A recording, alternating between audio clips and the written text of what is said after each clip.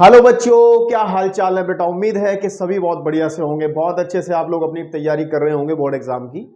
और आज बेटे हम लोग पिछले लेक्चर में जो काम किया है, मतलब हम लोग कर रहे हैं उच्चतम और निम्नतम, मैक्सिमा और मिनिमा को हमने समझाया है। पिछले लेक्चर में भी हमने आपको इस 6.3 का इंट्रोडक्शन दिया था, जो कि बहुत इंपॉर्टेंट इंट्रोडक्शन लेक्चर था, क्योंकि उसके बिना आप क्वेश्चंस को समझने में असमर्थ रहेंगे। तो मैं उम्मीद करता हूं कि आप लोगों ने देख लिया होगा। अगर नहीं देखा है तो इस लेक्चर में आने से पहले, और आपको अगर मैक्सिमा मिनिमा, उच्चतम और निम्नतम वाला ये चैप्टर अच्छे से तैयार करना है, क्योंकि इससे बड़े नंबर का सवाल मिलेगा, तो आपको वो वाला लेक्चर जो अभी हमने पिछला लेक्चर अपलोड किया है, लेक्चर नंबर 5 इस चैप्टर नंबर 6 का, उसको अच्छे से देख के आना है। बेसिकली हमने किया क्या था उस लेक्चर के अंदर, हमने आपको कुछ बेसिक टर्म्स का अर्थ समझाया था। कुछ जैसे क्रांतिक बिंदु क्या होता है, स्थानीय उच्चतम निम्नतम बिंदु क्या होते हैं, निरपेक्ष उच्चतम और निम्नतम बिंदु क्या होते हैं। फिर हमने आपको उन्नति परिवर्तन वाला बिंदु बताया था क्या होता है, पॉइंट ऑफ इन्फ्लेक्शन अंग्रेजी में कहते हैं। ये सब मैंने डिस्कस किया है। फिर हमने वैल्यूज भी निकाली थी, है ना, मान भी निकाले थे कि स्थानीय उच्चतम मान कैसे निकालते हैं,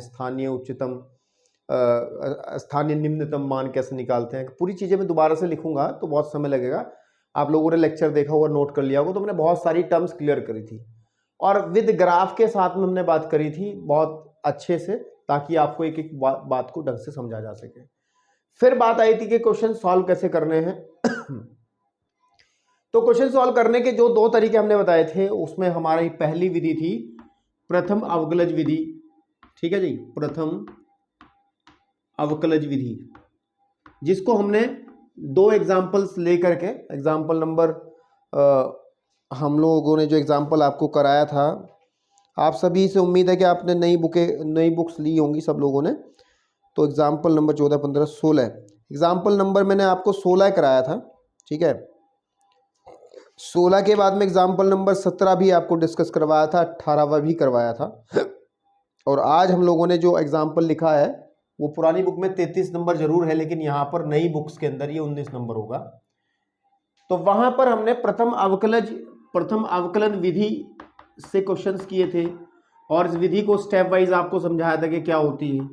दूसरी विधि थी कि द्वितीय अवकलज विधि, हमने बताई थी आपको, द्वितीय अवकलन विधि, है ना। और इस विधि को लेकर के हमने एक क्वेश्चन भी कराया था लास्ट में चलते चलते, ठीक है ना। तो अमूमन ये बात थी कि हमने दोनों विधि बहुत अच्छे से देख ली थी।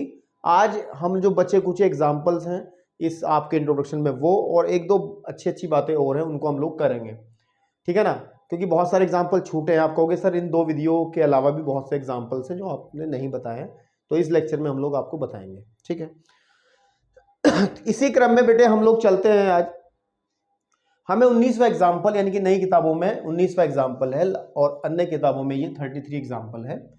हमें ये कहा गया है कि f x is equal to, एक फंक्शन दिया गया है 2x की घात 3 6x स्क्वायर, ठीक है बेटा, 6x स्क्वायर और प्लस के 5 द्वारा प्रदत्त फलन के स्थानीय उच्चतम स्थानीय निम्नतम बिंदुओं को ज्ञात करो। तो दो विधियां हैं आपके पास निकालने की। तो मैंने कहा था कि आप लोग ध्यान रहे, प्रथम तो हमने कई क्वेश्चन कर लिए थे, हम सेकंड से बात करते हैं, ठीक है ना। प्रथम और द्वितीय में अंतर जो है लास्ट में बनता जाकर के, शुरुआती काम तो दोनों में सेम होता है। स्टेप्स अगर आपने लिखे होंगे अपनी कॉपी में, जो पिछले इंट्रोडक्शन में बताए थे, उनको देखते रहें और समझते रहें। सबसे पहला स्टेप ये था, जब हम किसी भी क्वेश्चन के उच्चतम और निम्नतम के बारे में चर्चा करते हैं, तो फंक्शन जो दिया गया है उसको आप उठा लेंगे और फिर हम लोग क्या करते हैं, यहां से x के सापेक्ष अवकलन करके f डैश x निकालते हैं। x के सापेक्ष हम लोग क्या कर लेते हैं बेटे, अवकलन कर लेते हैं। ये विधि का दोनों विधियों में शुरुआती चरण है ये, x के सापेक्ष अवकलन करने पर। और जब अवकलन करेंगे बेटा हम लोग, तो हमें मिलेगा क्या, हम लोगों को मिलेगा f डैश x। हम लोग क्या मिल जाएगा बेटे, f डैश x, चौक दूसरी ले लो यार, f डैश x। और f डैश x जो होगा, इसका अवकलन हो जाएगा 6x स्क्वायर, इसका अवकलन हो जाएगा 12x और प्लस के 6, क्योंकि आपको पता है 6x का अवकलन में 6 बाहर आ जाएगा और 5 का 0 लिखने की जरूरत नहीं है। इतना करने के बाद हम इसको थोड़ा सा और अगर सिंप्लीफाई कर लें, ठीक है ना, तो ये आ जाएगा हमारे पास में 6 अगर हम लोग कॉमन निकालें तो अंदर बचेगा एक्स स्क्वायर माइनस के 2x और प्लस के 1। बिल्कुल ठीक है। या एफ डैश एक्स को हम लोग लिख सकते हैं 6 इंटू एक्स माइनस 1 का होल स्क्वायर। इतनी बातचीत आपको पता हो, क्योंकि ये आप देखो ए का square minus 2ab plus b का स्क्वायर, ये फॉर्मूला बन रहा है। फिर हम लोग क्रांतिक बिंदु ज्ञात कर दें। दोनों ही विधियों में क्या करते हैं कि हम लोग क्रांतिक बिंदु ज्ञात करते हैं। क्रांतिक बिंदुओं के लिए हम लोग क्या करते हैं, ठीक है ना, हम जो एफ डैश एक्स हमारा होता है, एफ डैश एक्स होता है, उसको बेटा क्या कर लेंगे, 0 के इक्वल रख लेंगे।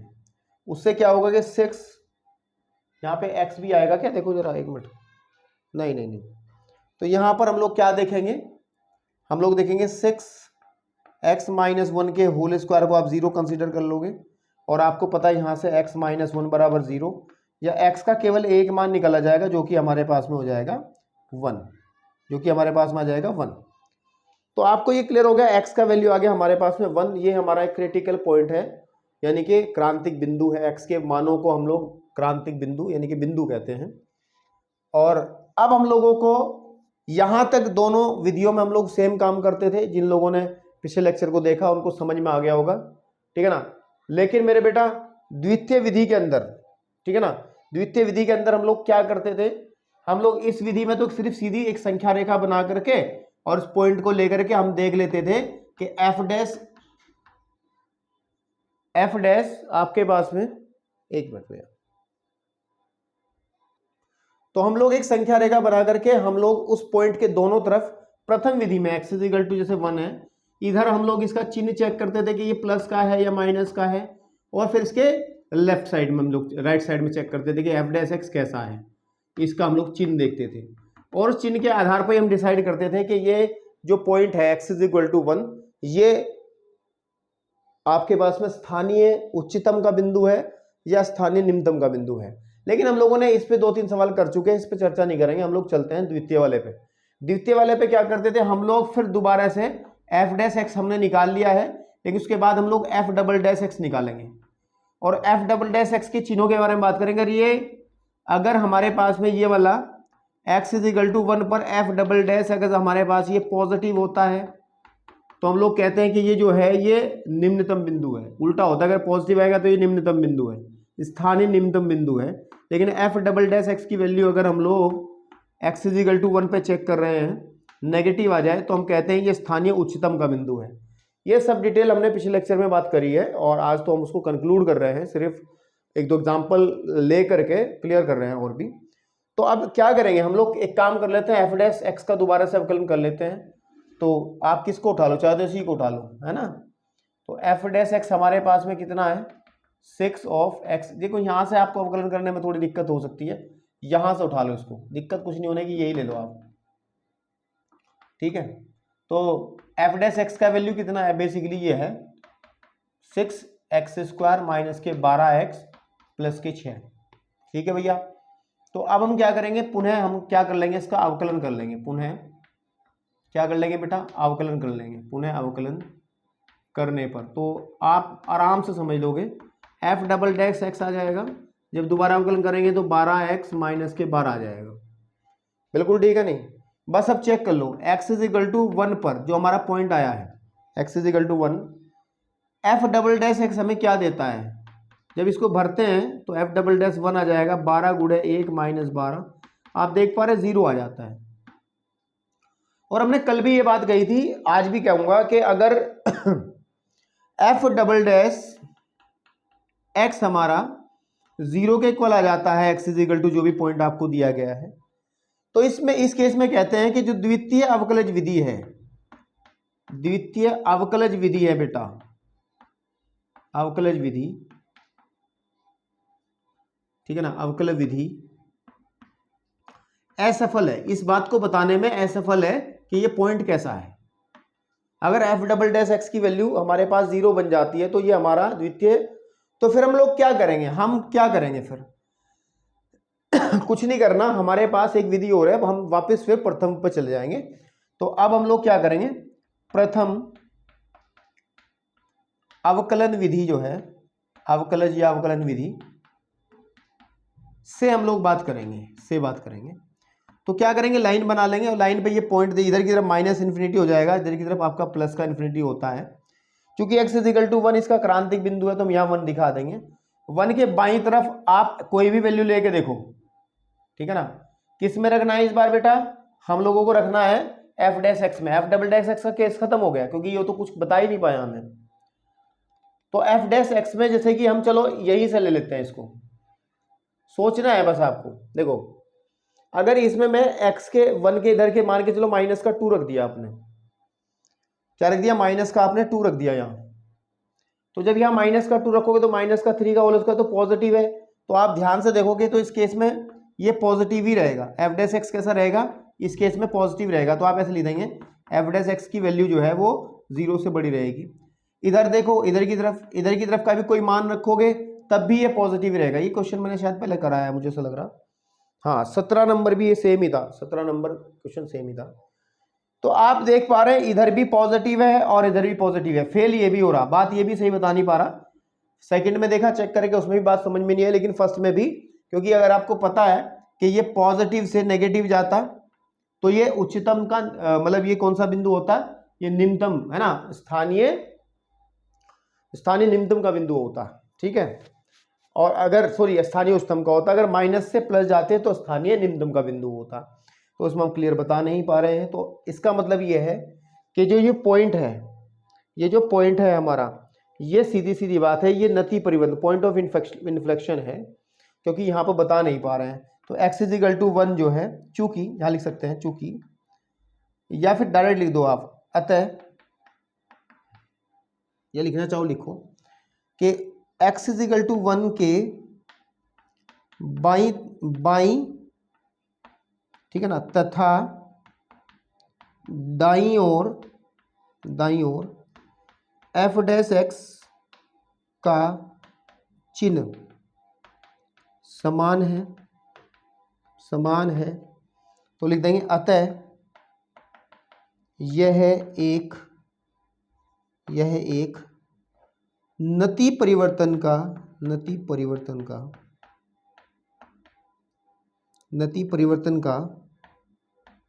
बिंदु है।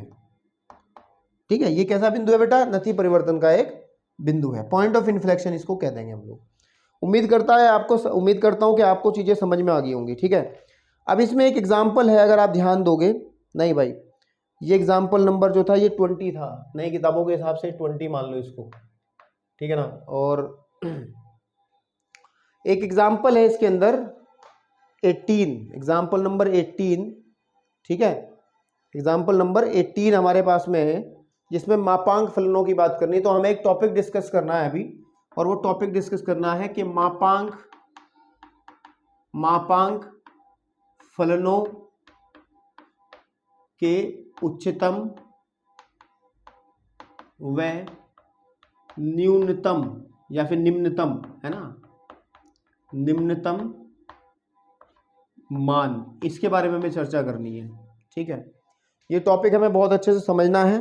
ठीक है, इसके स्थानीय उच्चतम, स्थानीय निम्नतम मानों के बारे में बात करनी है। तो जरा आप इस लेक्चर को जरा पॉज करके पहले इसको नोट करें, फिर मैं आगे आपके साथ जुड़ता हूं नेक्स्ट टॉपिक के साथ में। फटाफट से बेटा नोट करें इसको।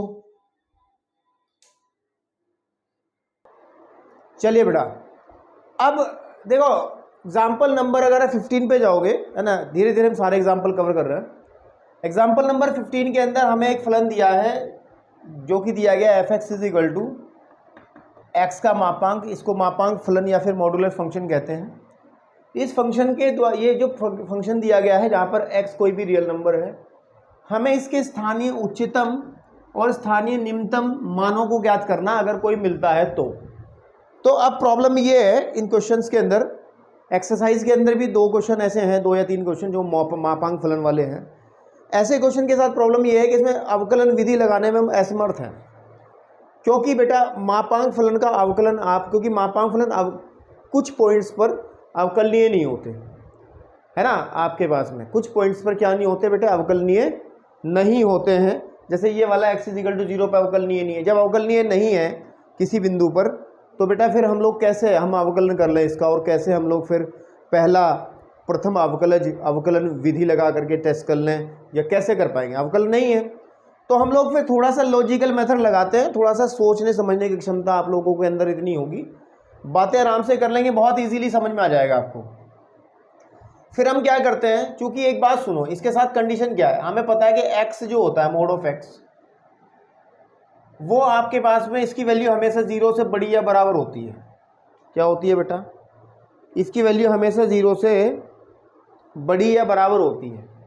सीधी बात है कि fx जो है आप यहीं से समझ लेंगे, fx की वैल्यू 0 से बड़ी या बराबर होगी। भाई कोई भी रियल नंबर लोगे तो 0 आएगा, 0 से बड़ा पॉजिटिव ही होगा ना भाई, आपको पता है fx इज इक्वल टू हमें मोड ऑफ x दिया है।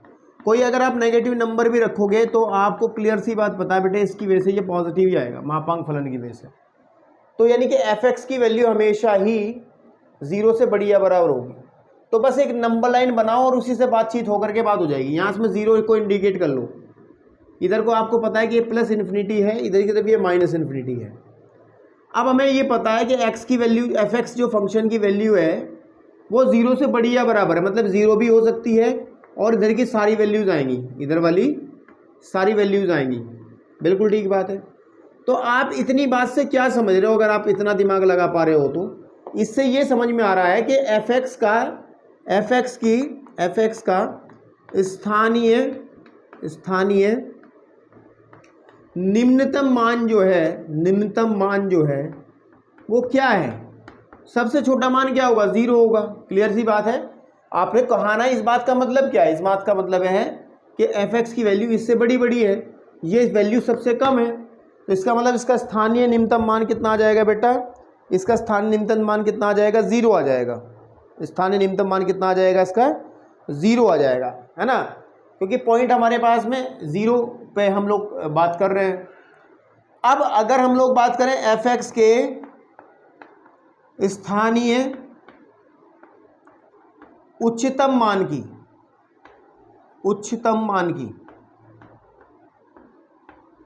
तो स्थानीय उच्चतम मान कितना हो जाएगा इसका? अब बताओ, ये प्लस इन्फिनिटी है, ये हमेशा इधर की तरफ कितना बड़ा है ये पता नहीं चलेगा आपको।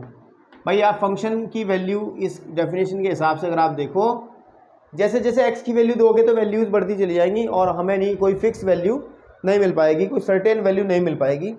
तो इसको हम लिख सकते हैं परिभाषित नहीं किया जा सकता, है ना, कह सकते हैं ना, या फिर अस्तित्व में नहीं है। इसके उच्चतम मान को क्या लिख देंगे हम लोग? परिभाषित मान को परिभाषित नहीं किया जा सकता या अस्तित्व में नहीं है, बात एक ही है। परिभाषित या फिर आप लिख दें कम मान अपरिभाषित है, बात एक ही है ना, परिभाषित है, अपरिभाषित ये आपके पास में है। तो इजीली आपको ये देखो क्वेश्चन 2-3 लाइन में खत्म हो गया। ऐसे ही आपको मापांक फलन वाले जितने भी सवाल होंगे उनके मानों के बारे में चर्चा करनी। इसी के साथ साथ अगर मैं आगे की तरफ बढ़ूँ बेटे, एक एग्जांपल और है हमारे पास और एनसीईआरटी के अंदर वो दिया गया है मापांक का, जिससे एग्जाम्पल नंबर पुरानी किताब में 31 है, लेकिन ये 18 एग्जाम्पल नंबर 18 उसने fx इस बार जो दिया है, एग्जाम्पल नंबर किसकी बात कर रहा हूँ? 18 की बेटा। तो उसने दिया fx, एक फंक्शन दिया गया है जो कि इक्वल है 3 + x के मापांक फलन के, और x जो है वो हमारा रियल नंबर कोई भी है। इसमें भी स्थानीय निम्नतम मान याद करना, निम्नतम या उच्चतम जो भी पूछेगा, हम तो रिजल्ट के हिसाब से चलेंगे। अब देखो हम जानते हैं, इसको ऐसे करेंगे, हम जानते हैं कि जो मापांक फलन है उसकी वैल्यू 0 से बड़ी या बराबर होती है हमेशा। ठीक है, इतना क्लियर है आपको? इस फंक्शन को बनाने के लिए मैं एक काम कर लेता हूं, दोनों पक्षों में बेटे मैं 3 जोड़ लेता हूं। तो 3 यहाँ जोड़ दिया मैंने, तो सीधी बात है ऐसे समीकरण आपने पढ़ी है, 3 इधर भी जोड़ा जा सकता है, चिन्ह पे कोई फर्क नहीं पड़ेगा। यानी कि 3 + x का जो मापांक है वो 3 से बड़ा या बराबर होगा। ठीक है, अब ये चीज़ क्या है? ये एक्चुअली fx है, इसका मतलब fx का जो वैल्यू है वो 3 से बड़ा या बराबर होगा। तो फिर वही केस डिस्कस कर लो, आप एक लाइन बना लो, इधर की तरफ आप -इन्फिनिटी ले लेंगे और इधर की तरफ आप +इन्फिनिटी ले लेंगे, और 3 कहीं ना कहीं सपोज कर लो इसमें 3 यहाँ आ गया। हमें पता है x की वैल्यू 3 से बड़ी या बराबर है, इधर वाली वैल्यू जैसे हम इस केस में डिस्कस किया है ना, fx इधर मिलेगा हमें। तो हम कह सकते हैं भाई, सीधी बात है, हम कह सकते हैं जो f(x) का स्थानीय निम्नतम मान होगा, f(x) का स्थानीय निम्नतम मान होगा, निम्नतम मान होगा, वो कितना आ जाएगा? वो 3 आ जाएगा, क्योंकि आपको पता है 3 से बड़ा या बराबर, ये सबसे छोटा 3 है, ये सबसे छोटा 3 आ रहा है, तो उसका मतलब 3 हो जाएगा। और उच्चतम मान के बारे में ना तो उसने पूछा, अगर पूछता भी तो हम लोग ये लाइन फेल देते। उच्चतम मान इसका परिभाषित नहीं होगा, ऐसे आपको उसको बताना है। मापांक फलनों के उच्चतम और निम्नतम के बारे में इस तरीके से आपको चर्चा करनी है, क्योंकि आपको प्रथम अवकलज विधि और द्वितीय अवकलज विधि से इसमें बड़ी समस्याएं आएंगी। अगर आप हो तो जाता है, लेकिन इसको फिर ब्रेक करना पड़ता है फंक्शन को, तो मैं नहीं चाहता आपको 12वीं का पेपर देना थोड़ा सा रिलैक्स होकर दें, ज़्यादा इतना परेशान होकर के देने की ज़रूरत नहीं है। ये काम आपका परफेक्ट है, इसे कोई रोकने वाला नहीं है।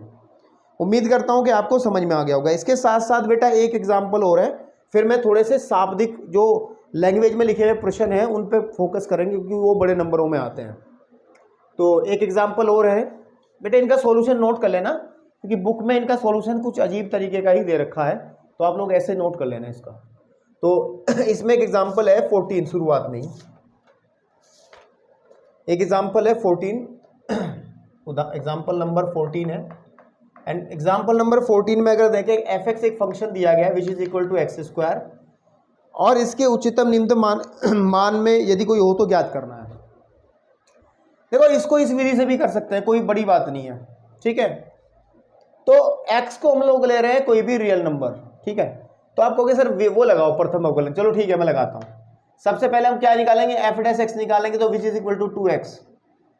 फिर हम लोग क्रांतिक बिंदु ज्ञात कर लेंगे, क्रांतिक बिंदु ज्ञात करने के लिए, बिंदु, ठीक है ना, बिंदु ज्ञात करने के लिए, ज्ञात करने के लिए, ठीक है ना, ज्ञात करने के लिए हमारे पास में जो काम है, हम लोग f(x) को इक्वल रख देंगे 2x के, तो 2x इज इक्वल टू 0 के, 2x इज इक्वल टू 0, तो यहाँ से हमें x की वैल्यू 0 मिल जाएगी। x की वैल्यू हमें क्या मिल गया बेटा? 0 मिल गई। x इज इक्वल टू हमें 0 मिल गया, है ना, ये हमें क्रिटिकल एक पॉइंट मिल गया। अब इस x इज इक्वल टू 0 पे अगर हम लोग नंबर लाइन पे जाएंगे, तो x इज इक्वल टू 0 यहाँ है, यहाँ -∞ है, और इधर की तरफ ये +∞ है, बिल्कुल ठीक बात है। तो जब मैं इसके इधर वाली कोई वैल्यू रखूंगा, इस वाले f(x) के अंदर, मान के कोई नेगेटिव वैल्यू -1 रखा तो माइनस का ही चिन्ह आएगा, x की वैल्यू कोई नेगेटिव रखोगे तो नेगेटिव, तो f(x) का जो चिन्ह है इधर की तरफ नेगेटिव मिलेगा मुझे, क्या मिलेगा? नेगेटिव, है ना, f(x) मुझे नेगेटिव मिलेगा। और अगर मैं 0 से इधर वाला कोई पॉइंट रखूँ तो इधर की तरफ ये मिलेगा पॉजिटिव, f(x) कैसा मिलेगा? पॉजिटिव। तो हम लोग क्या कहते थे बेटा? हम लोग क्या कहते थे? हम लोग ये कहते थे कि अगर पॉजिटिव से नेगेटिव में कन्वर्ट हो रहा है, पॉजिटिव से नेगेटिव में कन्वर्ट हो रहा है, भाई ऐसा ग्राफ बनता था हमारा निम्नतम में, तो हमारे पास में अगर पॉजिटिव से नेगेटिव में कन्वर्ट हो रहा है, इधर वाला पॉजिटिव से नेगेटिव में, सॉरी मैं गलती कर रहा हूँ, नेगेटिव से पॉजिटिव में कन्वर्ट हो रहा है, तो ये निम्नतम बिंदु बन जाएगा। तो x is equal to 1, x is equal to 0, है ना, क्या हो जाएगा? स्थानीय निम्नतम बिंदु है, निम्नतम बिंदु है।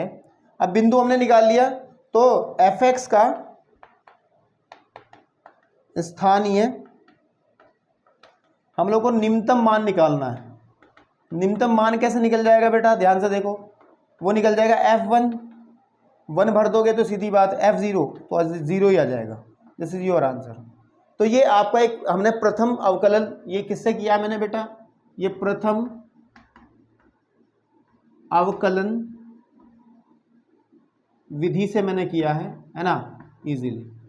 चाहो तो इस क्वेश्चन को इस तरीके से भी आप कर सकते हो, इस लॉजिकल, ये अलग तरीके का तरीका जो हमने बताया आपको, मापांक फलनों के केस में जो फलन बताया उससे भी किया जा सकता है। क्योंकि देखो मैं इसको दूसरी विधि से कर रहा हूँ, क्योंकि हमें f(x) इज इक्वल टू दिया गया है x², इसमें कोई बड़ी बात नहीं, ठीक है।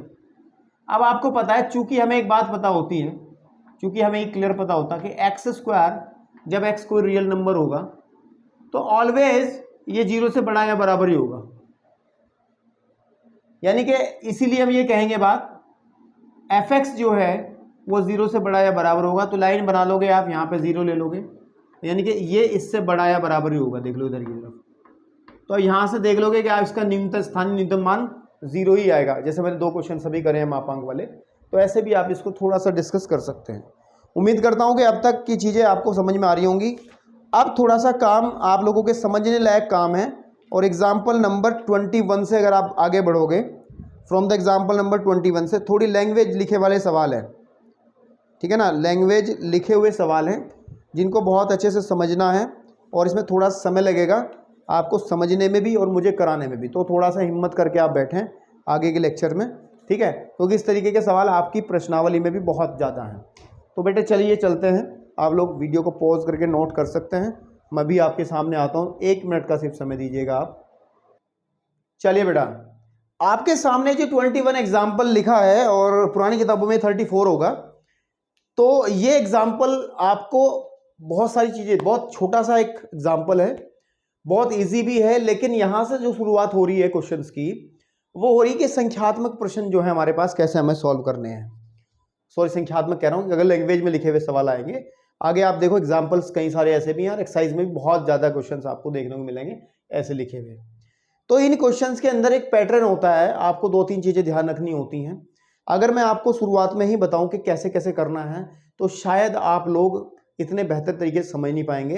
तो आप लोग इस वाले एग्जाम्पल को एक विधि के तौर पे ले कि इसमें जो स्टेप मैं फॉलो करूंगा, जो बातें मैं बताऊंगा, उन्हीं बातों को मैं अगले, चाहे कितना भी बड़ा सवाल हो, चाहे कैसा भी सवाल दिया हो, वही बातें हम लोगों को फॉलो करनी है। वही बातें कैसे करनी बेटे? फॉलो करनी है, और इस तरीके के क्वेश्चंस को करना है, ठीक है। सबसे पहली बात, अब सुनते जाएं, इस एग्जाम्पल में थोड़ा दिमाग लगाना आपको पड़ेगा। पहले आप सवाल को बहुत ध्यान से पढ़ेंगे, ठीक है, और बहुत ध्यान से पढ़ने का मतलब ये है कि हमें करना उच्चतम और निम्नतम की बात ही, तो इसका मतलब प्रथम अवकलज विधि या द्वितीय अवकलज विधि इसमें लगनी है। लेकिन उसके लिए पहले क्वेश्चन हमें पता है अब तक क्या किया हम लोगों ने, हमें एक सीधा सीधा एक फंक्शन दे दिया जाता था एफ एक्स कुछ भी, और हम टूट पड़ देते इसको, इस पर हम इसमें कभी प्रथम अवकलज से निकाल देंगे, प्रथम अवकलन विधि से निकाल देंगे, या द्वितीय अवकलन विधि से निकाल देंगे, हम निकाल देते थे। लेकिन इस क्वेश्चन के अंदर, इन सवालों के अंदर सबसे बड़ी विडंबना यही है कि हमें ये एफ एक्स डिसाइड नहीं कर पाते ये फंक्शन कौन सा होगा, ताकि हम आगे की तरफ हमारी जो विधियां हैं, जो विधि है, चाहे तो आप प्रथम अवकलन वाली हो, है ना, चाहे तो फर्स्ट डेरिवेटिव मेथड हो या फिर सेकंड डेरिवेटिव मेथड हो, एफडीएम या एसडीएम दोनों में से कोई भी लगा सकते हैं, है ना। तो सबसे बड़ा काम क्या है, बहुत ध्यान से सुनना, हमें इस फंक्शन में एक एफ एक्स तैयार करना है जिस पर हमें ये विधि लगानी है। और देखो, हम लोग जब इस एफ एक्स वाले क्वेश्चन को करते थे, सिंपल क्वेश्चन को करते थे, जितने भी क्वेश्चन किए हैं, तो हम लोग देखो, मान का मतलब क्या था, हम एफ एक्स के उच्चतम और निम्नतम मान की तो बात करते थे, किसके? एफ एक्स के, है ना।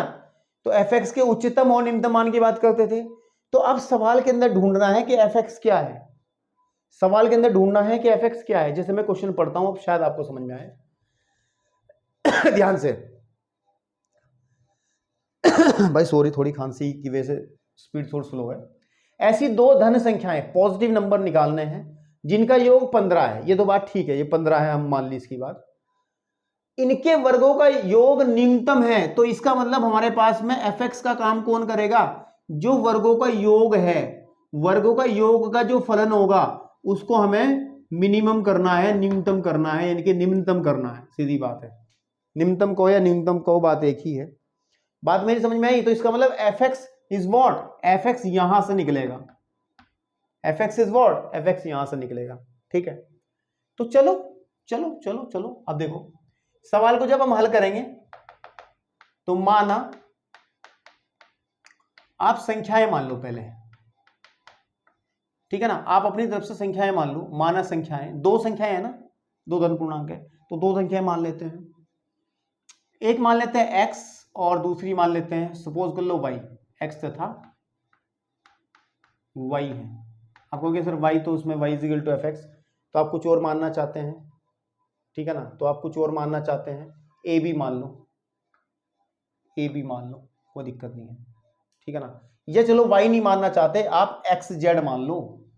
एक तो एक्स है, दूसरी हमने कह दिया जेड है, एक्स कह दिया और जेड है।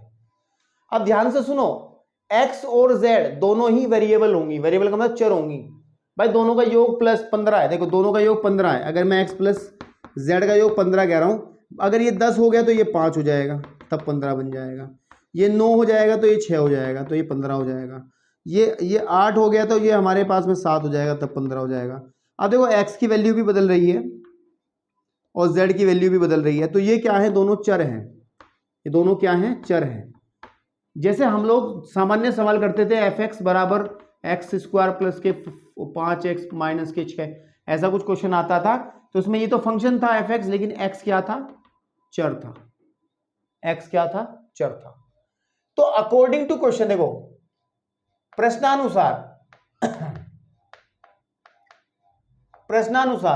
हम लोग वर्गों के योग को, मैंने एक नया फंक्शन कह दिया एस, क्या कह दिया मैंने, एस फॉर सम। वर्गों का योग मैंने कह दिया एस कह दिया मैंने, और एस जो होगा वो होगा इनका, एस जो होगा इन दोनों संख्याओं के वर्गों के योग के बराबर, यानी कि एक्स का स्क्वायर और प्लस जेड का स्क्वायर। बात आपको समझ में आ रही? जो मैंने करा, अब तो कुछ नहीं करा मैंने दोनों संख्याएं मान ली, एक्स मान लिया और जेड मान लिया, और फिर बेटे मैंने क्या करा, उसने कहा इनके वर्गों को योग का न्यूनतम करना, तो मैंने एक फंक्शन बना लिया एफ एक्स ना कहकर के हमने इसको एस कह दिया, तो एस हमारे पास में आ गया x square plus Z square. ठीक है, अब हमें इसे ही उच्चतम और मिनिमम के तरीके से काम करना है इस पे, ये हमारा एक फंक्शन आ गया। सबसे पहली प्रॉब्लम क्या आती है क्वेश्चन के अंदर, हम लिखते चलते हैं स्टेप्स, क्योंकि आगे बहुत सारे क्वेश्चंस हमें करने हैं इसी तरीके के। सबसे पहले हम डिसाइड करते हैं कि एफ एक्स तय करना है, तय करो। सबसे पहले क्या करो, डिसाइड करो कि एफ एक्स क्या है। जैसे मैंने इसमें डिसाइड कर लिया, ये एस बन गया, यानी फंक्शन हमें तय करना है क्या है।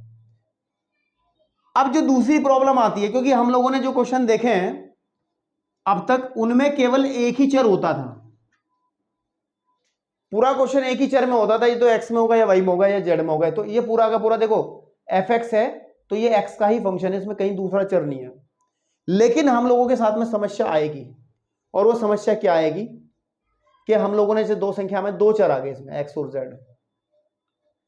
तो हम लोगों को, ऐसी बात नहीं, वो खुद ही देगा, हमें एक ऐसी कंडीशन भी देकर रखेगा जिससे हम लोग इस फंक्शन को किसी एक चर में कन्वर्ट कर सकते हैं, और जो कि उसने दी है, उसने दी है। क्या दिया है, ध्यान से देखो, दो धन संख्याओं जिनका योग 15 है, तो x प्लस जेड का वैल्यू 15 है।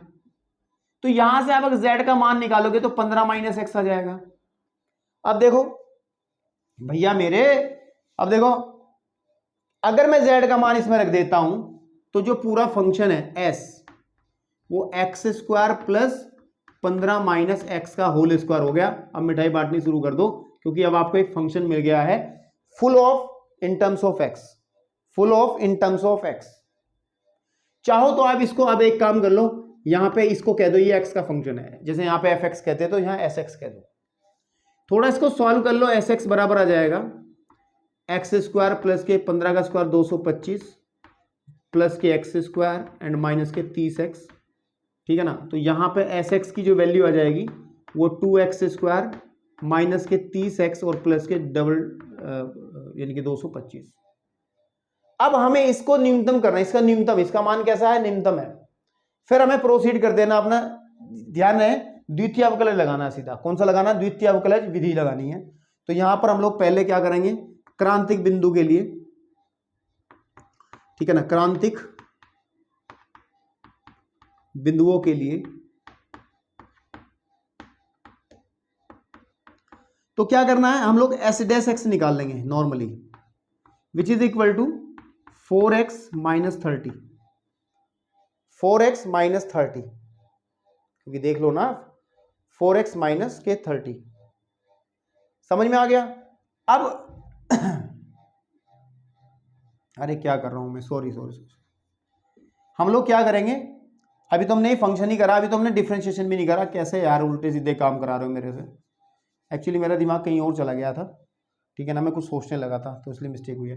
तो पहले तो हम लोग x के सापेक्ष अवकलन करेंगे ना, x के सापेक्ष अवकलन करेंगे।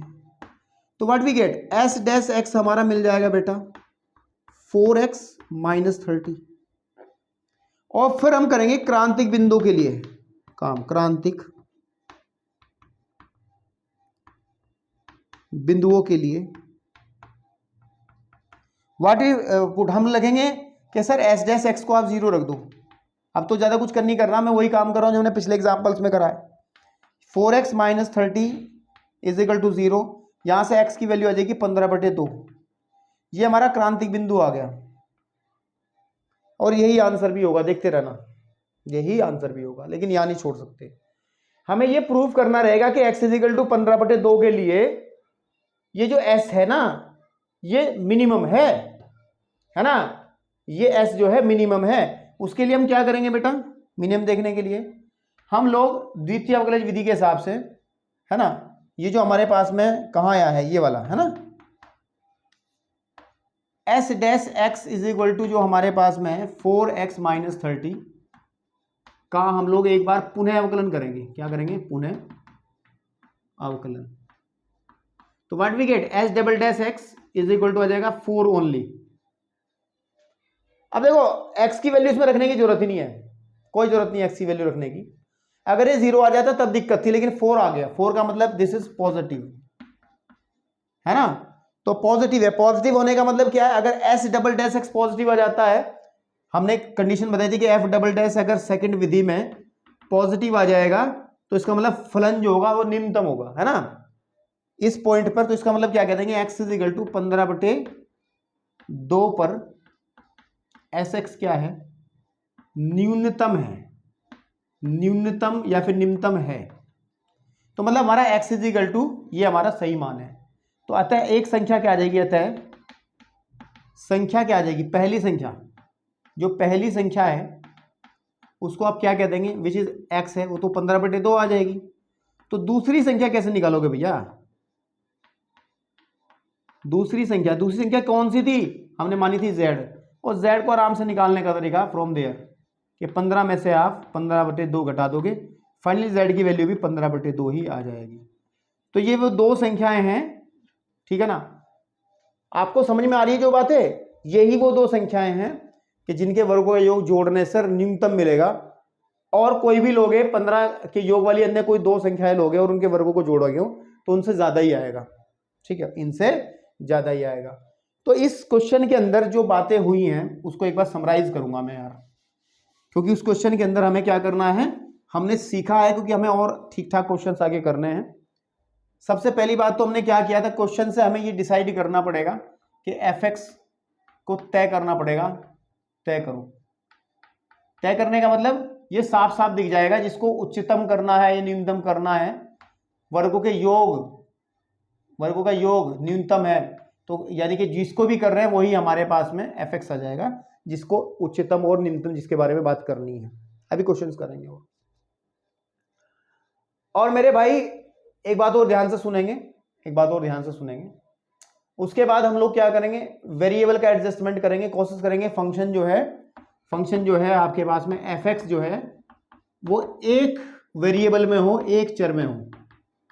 अगर दो चर में होता है, जैसे यहां पर ये दो चरों में था, लेकिन अकॉर्डिंग टू कंडीशन मैंने क्या करा, जो कंडीशन हमें दी गई थी उससे मैंने एक चर को भगा दिया और इस पूरे फंक्शन को एक ही चर में बना लिया। जैसे ये चीज दोनों डिसाइड हो जाएंगी, फिर आप अपना प्रोसीड कर दोगे मेथड, और जब आप प्रोसीड करोगे मेथड को तो जो आपका बिंदु निकलेगा वहीं पे कहीं ना कहीं जाकर के आपको कई बार यहीं पे आंसर मिलेगा और आपको कई बार ये पूरा करना पड़ेगा। तो वो क्वेश्चंस की डिमांड के ऊपर डिपेंड करता है कि क्या करना है, मेन काम ये है, ठीक है। उम्मीद करता हूँ आपको चीज़ें समझ में आई होंगी, ठीक है मेरे भाई। चलिए अब अगले सवाल पे चलते हैं। इसी का 22वां एग्जाम्पल है जिसको हम देखते हैं। अच्छा एग्जाम्पल है, टेक्निकल थोड़ा सा। तो बेटा अब हम लोग जैसे अभी एग्जाम्पल नंबर हमने बेटा किया है इससे पहले 21 नंबर, ठीक है ना। अब ये 22 नंबर है पुरानी किताब में, मैं पुरानी किताब मेरे पास, इसलिए बार बार हम लोग इसमें पुरानी नंबर डाल देते हैं। इस एग्जाम्पल के अंदर हमें करना क्या है, देखो ध्यान से सुनो, ध्यान से सुनो। जो फॉलो मेथड हमने उसमें किया था वही इसमें करना है। क्वेश्चन को ढंग से पढ़ना है। पहले कह रहे बिंदु 0, C, कोई बिंदु है 0, C से परवलय y² is equal to x square की न्यूनतम दूरी ज्ञात करनी है ना। तो अब हमें एफ एक्स डिसाइड करना पड़ेगा। व्हाट इज एफ एक्स, है ना, फंक्शन जिस पे हम लोग अपने मेथड लगा लेंगे। किसको न्यूनतम करना है, दूरी को करना है, ठीक है ना। तो दूरी किसकी है, इस पॉइंट से इस परवलय की। तो सीधी सी बात है, सपोज कर लो ये परवलय है और ये पॉइंट कहीं ना कहीं 0,c यहाँ है, तो इसकी दूरी कहाँ से निकालें। इस दूरी को ज्ञात करने के लिए इस परवलय पे कोई पॉइंट चाहिए, या तो यहाँ लेंगे या यहाँ लेंगे या यहाँ लेंगे, कहीं भी एक पॉइंट लेंगे। सपोज कर लो एक पॉइंट मैंने एच के ले लिया परवलय के ऊपर, ठीक है। तो यहां लिख लेते हैं कि माना परवलय पर, परवलय भाई तभी तो दूरी देखेंगे इसकी, ये दूरी है, न्यूनतम ये है या ये है कोई भी, या फिर इधर से कोई पॉइंट लेंगे। तो हमें न्यूनतम करनी है, कम से कम दूरी कौन सी होगी, है ना। तो सबसे पहले माना परवलय पर एक बिंदु हम ले लेते हैं जिसके बारे में बातचीत करेंगे। बिंदु हमने ले लिया h, k है, ठीक है ना। तो जो दूरी होगी उसी को न्यूनतम करना है। तो दूरी कैसे निकलेगी बेटा, दूरी निकलेगी जो डिस्टेंस होगी वो क्या होगी, डिस्टेंस। दूरी को मैं डी से लिख रहा हूं, डिस्टेंस, हर बार एफ एक्स लिखने की जरूरत नहीं है। तो जो दूरी होगी डिस्टेंस वो क्या होगी, वो 0,c तथा h, k के बीच की दूरी होगी, के बीच दूरी होगी आपके पास में, है ना। इसका मतलब d जो आ जाएगा वो आ जाएगा, दूरी निकालने का सूत्र क्या होता है आपको पता है, दूरी निकालने वाला सूत्र क्या होता है। अगर दो पॉइंट पता होते हैं आप लोगों को, x1, y1 and x2, y2, तो डिस्टेंस निकालने का formula is what, under root में आता है, आपको सभी को पता है, 9th क्लास वाला, x1 माइनस x2 का whole square plus y1 minus y2 का होल स्क्वायर।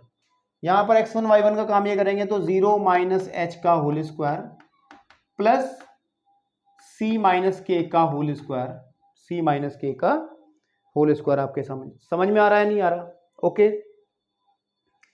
तो यहां से जो d बन जाएगा हमारा, बेसिकली फंक्शन जिस पे हम अपना मेथड लगाएंगे, वो आ जाएगा H square plus c minus h का होल स्क्वायर। ध्यान रहे h और k दोनों वेरिएबल है, दोनों चर हैं भाई, ये इसका मान बदल सकता है, ये एच के का मान बदलेगा, ये पॉइंट भी हो सकता है, ये भी हो सकता है, ये भी हो सकता है।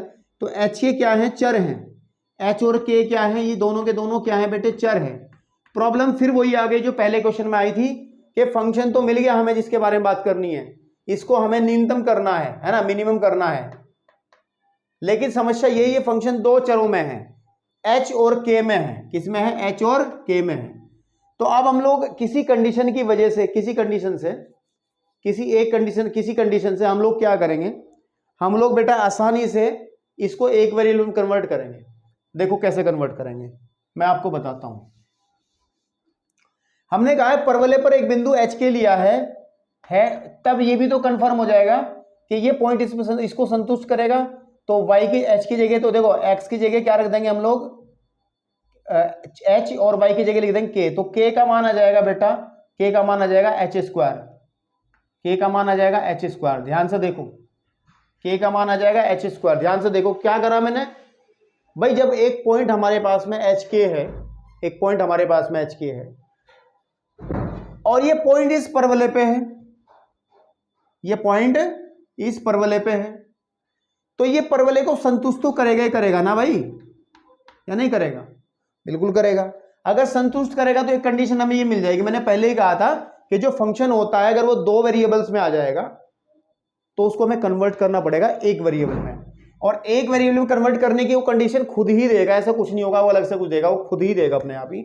और उसने दे दी शुरुआत में, परवलय पे पॉइंट है। तो भैया देखो कितने मजे से आप लोग काम करोगे, एच स्क्वायर की जगह आप के रख दो और आपका काम हो गया, आपका फंक्शन कन्वर्ट हो गया है एक वेरिएबल में, केवल के में। बिल्कुल ठीक बात है। तो आप इसे चाहे ऐसे कह सकते हैं कि ये डी एक फंक्शन बना के का, डी एक फंक्शन बना के का, जैसा हम एफ एक्स लिखते हैं कि एफ एक फंक्शन होता है एक्स का, तो हम डी को फंक्शन कह देंगे के का, that is equal to under root of k. इसे आप अंदर क्या कर लो, इसमें c square minus plus k square और माइनस के 2ck, आप इसको ऐसा खोल सकते हो 2ck। बिल्कुल ठीक बात है, या नहीं खोलना चाहते हो, ठीक है ना। अगर नहीं खोलना चाहते हो तो मत खोलो इसको भी, क्योंकि कैलकुलेशन बढ़ जाएगी। इन्होंने आप ऐसे ही करें। इतना करने के बाद में ये हमारा कोई फंक्शन है डी के, अब हमें इसे के सापेक्ष पहले, क्योंकि फंक्शन में हम जब मेथड लगाते हैं तो एफ डैश एक्स निकालते हैं और फिर क्रांतिक बिंदु ज्ञात करते हैं, तो इसमें हम लोग क्या करेंगे, डी डैश के निकालेंगे। तो के सापेक्ष हम लोग बेटे अवकलन करेंगे। क्या करेंगे, अवकलन करने पर एक पैटर्न आपको पकड़ना है इन सवालों में, नहीं तो बेटे बहुत कंफ्यूज हो जाओगे। एक पैटर्न पकड़ना है जो मैं आपको बताना चाह रहा हूं। एक फंक्शन देख लो, फिर वेरिएबल को चेंजेस करना है, कैसे करना है। तो हमारे पास में डी डैश के आ जाएगा। देखो इसको पूरे को आप के मान लो, अंदर वाले को चेन रूल लगेगा बहुत तगड़े वाला। अंडर रूट एक्स का अवकलन कितना होता है आपको पता है, मैंने आपको डायरेक्ट बताया था, it is equal to under root of x.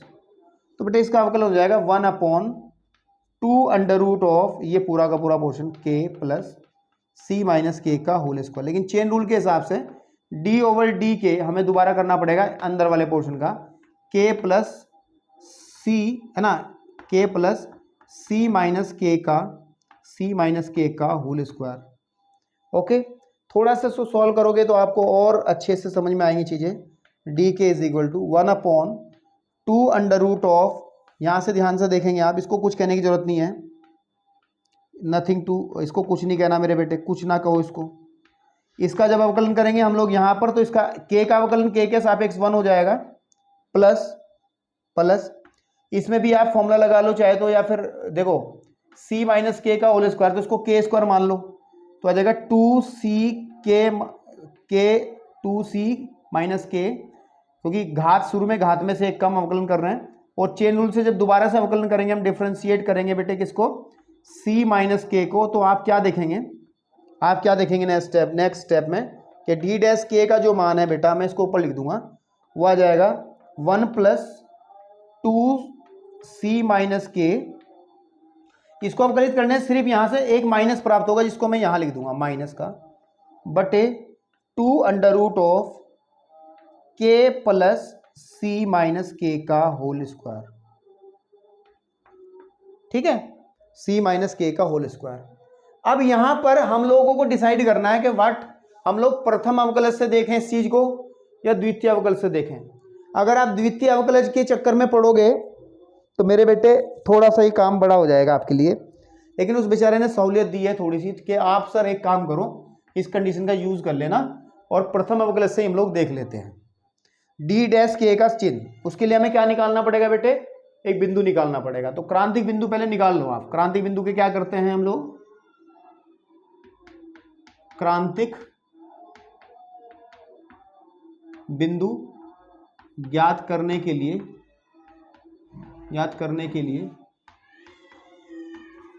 ठीक है, नहीं आपके पास में कुछ नहीं, डी डैश के की वैल्यू हम लोग रखेंगे। डी डैश के का जो वैल्यू है उसको हम क्या रखेंगे, 0 रख लेंगे। मतलब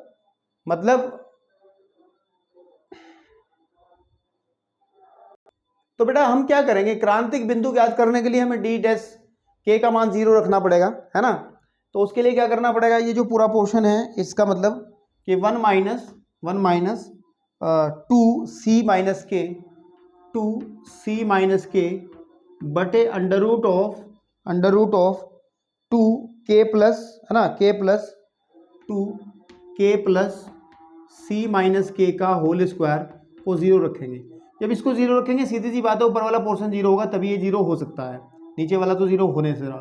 तो 1 माइनस के 2c माइनस के का 0 वैल्यू 0 आ जाएगा। तो यहाँ से अगर हम k का मान निकालेंगे तो 2c माइनस के बराबर आ जाएगा 1, या फिर आप ध्यान से देखेंगे c माइनस के बराबर आ जाएगा 1/2, या फिर k बराबर आ जाएगा c माइनस 1/2, या k की वैल्यू आ जाएगी 2c माइनस 1/2, 2c माइनस 1/2 आपके पास में।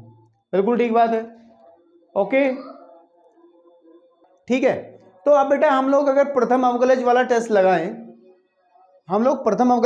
लगाएं, और देखें कि इस पॉइंट के, है ना, ये नहीं हमारा अगर नंबर लाइन बनाए, इधर माइनस इन्फिनिटी इधर का प्लस इन्फिनिटी बना लें, इसको हम लोग यहाँ पर k की वैल्यू जो है वो 2c माइनस 1/2 है, लेकिन हम एग्जैक्ट कैसे पता करेंगे, उसने खुद ही कह रखा जो c का मान है वो पॉजिटिव वैल्यू है। देखो 1/2 से बड़ी है और 5 से छोटी है, तो ये हमेशा एक पॉजिटिव वैल्यू है। तो अगर आप ध्यान दें हमारा जो डी डैश ये आया है, ये वाला चीज़ आई है, ये जो चीज़ आई है, इसमें अगर हम के का मान कोई भी नेगेटिव वैल्यू लेते हैं, मतलब ये पूरा पॉजिटिव है। ये पॉजिटिव क्यों है, पूरा पॉजिटिव क्यों है? क्योंकि सी पॉजिटिव है और हमेशा 1/2 से बड़ा हुआ है ना। 1/2 से बड़ा होने का मतलब क्या है कि C/2, आप अगर ध्यान से देखेंगे तो ये वैल्यू हमेशा पॉजिटिव होगी या नहीं होगी? ठीक है, आपके पास में, ठीक है।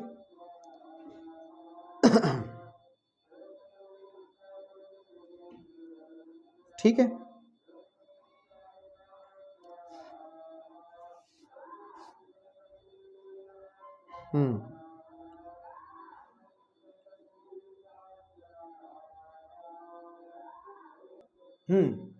तो जो हम इस पॉइंट को लेते हैं, इसको ऐसा ना समझो, थोड़ा सा इजीली आप समझने की कोशिश करें।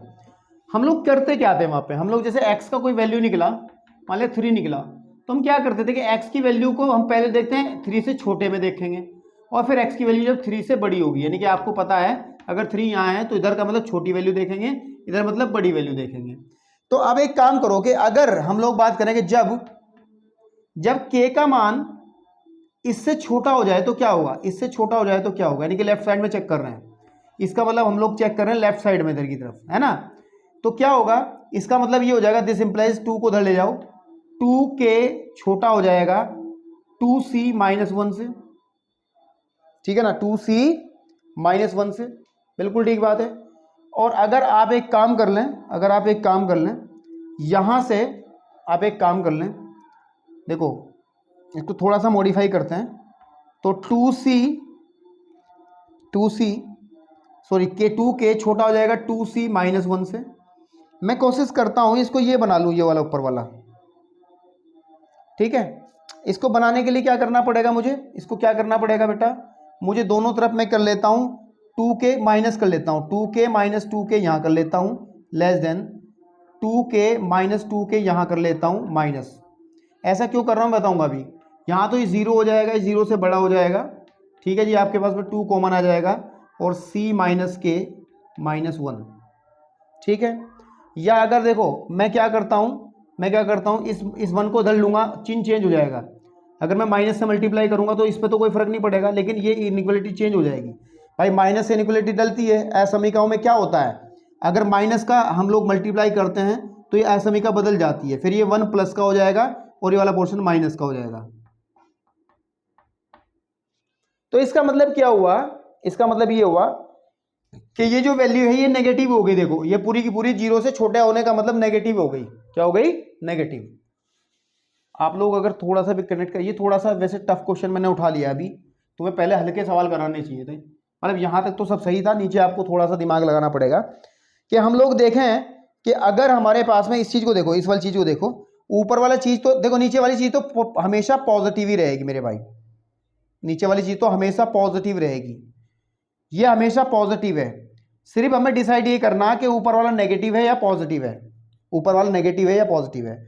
और हमने देखा 1 माइनस के 2c-k, 1 माइनस के 2c-k, तो ये नेगेटिव है ना। इसका मतलब हमारे पास में चूंकि 1 माइनस का 2 c-k जो है, c-k जो है वो 0 से छोटा है, 0 से छोटा है। अतः इसीलिए हम ये कह सकते हैं कि जो d-k ये है वो भी 0 से छोटा हो जाएगा, है ना। हमने क्या करा, 0 से छोटा हो जाएगा, 0 से छोटा होने का मतलब नेगेटिव साइन आ जाएगा, क्या आ जाएगा, नेगेटिव साइन। इसका मतलब ये रहा कि इस के पॉइंट के लेफ्ट साइड में नेगेटिव साइन आ गया, इसका मतलब हमारे पास में ये हो गया कि इधर की तरफ नेगेटिव साइन आ गया। अब इधर देखते हैं, अब जब हम देखेंगे, ठीक है ना, जब हम देखेंगे कि ये जो वैल्यू है, कौन से वाली वैल्यू, यहां से अगर k की वैल्यू हम लोग बड़ी ले लें इस वाले पोर्शन से 2c-1/2, तो क्या होगा, 2k बड़ा होगा 2c-1 से। या एक काम कर लो, दोनों तरफ से वही काम कर लो, आप 2k इधर से घटा लो, और बेटा 2k इधर से, 2c में से 2k यहां से घटा लो, -1, तो आ जाएगा 0 बड़ा, और यहां से कॉमन निकाल लेंगे तो अंदर क्या बचेगा बेटे, c-k -1, ठीक है ना आपके पास में, ठीक है, हम लोग बड़ा लेके चल रहे हैं ना, ओके। तो देखो क्या होने वाला है, फिर इसके चिन्ह बदला जाएगा कि 0, अगर हम लोग एक काम कर लेंगे कि ये -1 यहां रख लिया और प्लस का 2c माइनस के यहां रख लिया, तो जब इसका माइनस का चिन्ह हम चाहते हैं कि ये वाला पोर्शन ऐसा बन जाए जैसे ऊपर रखा हुआ है 1 माइनस के 2 के, तो माइनस का फर्क आ रहा, तो माइनस से मल्टीप्लाई करें दोनों साइड में तो ये आ जाएगा 0 पे, तो कोई फर्क नहीं पड़ेगा, ये बड़ा हो जाएगा, है ना, आपके पास 1 माइनस के 2 c माइनस के से।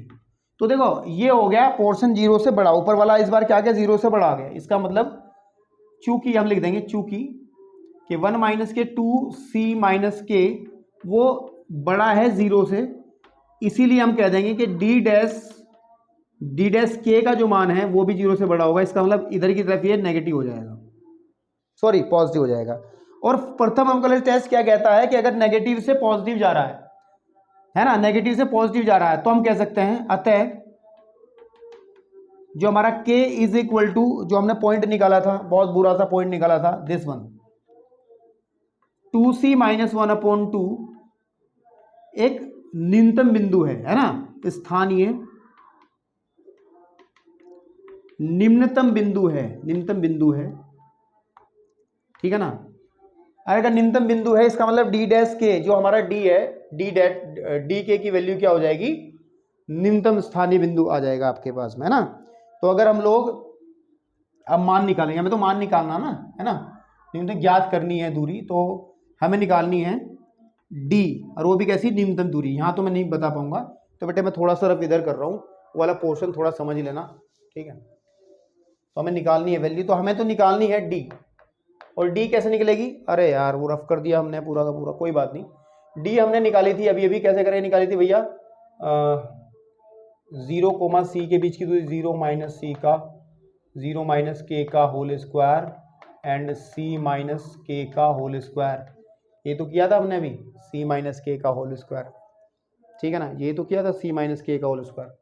तो बेटा ध्यान से देखो, d is equal to, rough कर दिया जल्दबाजी में, k स्क्वायर और सॉरी h स्क्वायर है यहाँ पे ना, h स्क्वायर, तो h square plus c minus k का होल स्क्वायर, और हमने लिखा था अभी थोड़ी देर, h स्क्वायर को हमने लिख दिया था k, तो under root of k plus c minus k का होल स्क्वायर। अब बेटे d का जो वैल्यू आ जाएगा ना, ध्यान से देखना, इसमें k का मान हम लोग रख देंगे जो हमने निकाला है, व्हाट, ये वाला मान रख देंगे, है ना। अब हम लोग लिखेंगे k बराबर 2c माइनस 1/2, है ना, तो जब इसमें रखेंगे 2c minus 1/2 plus c minus 2c minus 1/2 का होल स्क्वायर, और इसको सिंप्लीफाई कर लेना, जो कि आपकी बुक में भी सॉल्व कर रखा, यह आ जाएगा under root of 4c minus 1/2, ठीक है ना, ये आपकी इसकी दूरी आ जाएगी, आंसर आ जाएगा। मेन पॉइंट क्या है, मेन पॉइंट क्या है मेरे बेटे, मेन पॉइंट क्या है कि हम लोगों को इन क्वेश्चंस की थीम समझनी है। थोड़ा सा बाद में जाकर के क्वेश्चन में मानता हूं आपके लेवल से थोड़ा सा ऊपर चला गया, थोड़ा सा कठिन हो गया यहाँ आकर के सवाल, जिसको समझने में आपको थोड़ी दिक्कतें हो सकती है, क्योंकि आपके लेवल को मैं समझता हूँ, अभी 12वीं में शायद ऐसी बातें ना हो, लेकिन आपको मेरा काम क्या था, मैं आपको क्या समझाना चाह रहा था कि आपको एक चीज़ समझ में आ जाए कि कैसे इन क्वेश्चंस को पकड़ा जाता है। नहीं समझ में आया तो कोई रिस्क लेने की ज़रूरत नहीं है, आपको बड़े अच्छे अच्छे सवाल मैं और कराऊंगा, तो वहाँ से बोर्ड माने वाला सवाल आपको मिल जाएगा। तो बेटे एक सवाल से हम करते हैं 38, है ना, 38 कहो तो नई बुक के हिसाब से, ये एग्ज़ाम्पल हो गया 23, तो 22, 23, 24 और मेरे भाई 25। तो अब एक ज्योमेट्री, एक ज्यामिति आ करती है, एक सवाल बड़ा इंपॉर्टेंट सवाल है, बोर्ड एग्जाम के लिए बड़ा इंपॉर्टेंट सवाल है, 25 एग्जाम्पल, और पुरानी किताबों में 38 एग्जाम्पल को हम लोग आपको समझाएंगे अभी 1 मिनट के बाद।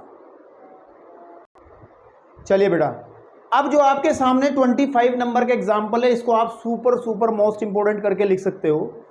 बड़ा अच्छा सवाल है, और अमूमन ये अल्टरनेट बेस पे आता रहता है, कभी इस साल आ गया, कभी उस साल आ गया, और इसके और भी भाई बंधु चाचा ताऊ के लड़के हैं जो कि इस तरीके के सवाल पूछे जाते हैं। अभी आप कहोगे सर इसमें बीच में आपने 2 एग्जाम्पल स्किप करा दिए। एग्जाम्पल नंबर अगर आप कहोगे कि सर आपने ना तो 23 पे हाथ आजमाइश करी ना 24 पे करी। बेटे दोनों इतने ज़्यादा कठिन सवाल नहीं हैं। तुलनात्मक रूप से जो मैंने अभी 2 सवाल आपको कराए हैं, एक सवाल ये कराऊंगा, आपको ये समझ में आ जाएगा कि करना क्या है। फिर एक्सरसाइज में भी क्वेश्चंस हम लोग करेंगे। अगर मैं उन सवालों पे लगूंगा तो समय भी ज़्यादा लगेगा, लेकिन मुझे उम्मीद है कि जब ये सवाल आपकी समझ में आ जाएगा और जो मैं पैटर्न आपको समझाने की कोशिश कर रहा हूँ, तो आप अगर इन सवालों को पढ़ोगे बैठ करके तो आपको समझ में आ जाएंगे। अगर तब भी नहीं आए हैं तो एक्सरसाइज के अंदर 2-3 सवाल इस टाइप के हैं तो मैं आपको करा दूंगा। तो क्योंकि सॉल्व दिए हैं, मेथड मुझे समझा चुका हूँ, और उसको और अच्छे से समझाने के लिए मैं चाहता हूँ कि एक ऐसा क्वेश्चन उठाऊँ जो कि आपके बोर्ड एग्जाम में भी देखने को मिले। तो देखिए वो 2 एग्जाम्पल्स होंगे। अगर नहीं समझ में आए तो आप लोग कमेंट करके ज़रूर बताना मुझे कोई दिक्कत नहीं होगी, मैं दोबारा से थोड़ा बहुत आपको करा दूंगा, कोई दिक्कत नहीं है, ठीक है, ऐसी कोई प्रॉब्लम नहीं हो। बहुत ईजी एग्जाम्पल्स हैं वैसे। चलिए, बहुत ही गजब का एग्जाम्पल है ये, और बहुत सारे क्वेश्चंस को सॉल्व कराएगा आपके एनसीईआरटी की एक्सरसाइज के अंदर। कह रहा है कि सिद्ध कीजिए कि एक शंकु के अंतर्गत महत्तम वक्र पृष्ठ वाले लंबवर्तीय शंकु की त्रिज्या की आधी होती, शंकु की त्रिज्या की आधी होती है। देखो क्या है क्या है क्या है क्या है क्या है, हम लोगों ने क्या अभी सीखा है बेसिकली इस लैंग्वेज वाले सवालों में। तो लेट्स फाइंड एफ एक्स। पहले हमें एफ एक्स तय करना है, यानी कि एफ एक्स कौन होता है जिसको हम लोग मैक्सिममाइज करें, महत्तम यानी कि उच्चतम मान या फिर न्यूनतम मान के बारे में जिसकी चर्चा हो रही है, तो वो हमारा फंक्शन बनेगा जिस पे हम लोग काम करेंगे। इस क्वेश्चन के अंदर हमारा जो एफ एक्स बनेगा कहाँ से आएगा, एक शंकु के अंतर्गत महत्तम वक्र पृष्ठ के अंतर्गत महत्तम वक्र पृष्ठ। तो वक्र पृष्ठ जो मेरे बेटे है ये, मैं वक्र पृष्ठ को अगर मैं एस कहूँ तो ये वक्र पृष्ठ हमारा काम करेगा एफ एक्स का। इसका काम करेगा एफ एक्स का, है ना। आपके पास मैंने कुछ लैंग्वेज छोड़ दी क्या इसके अंदर।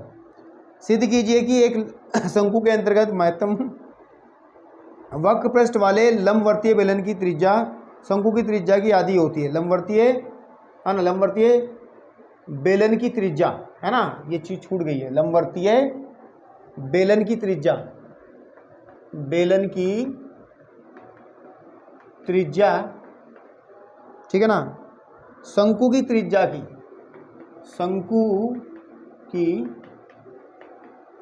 त्रिज्या की आधी होती है। ये हमें प्रूव करना है, हमें इस चीज़ से मतलब नहीं, हमें क्या करना है तो हो जाएगा अपने आप।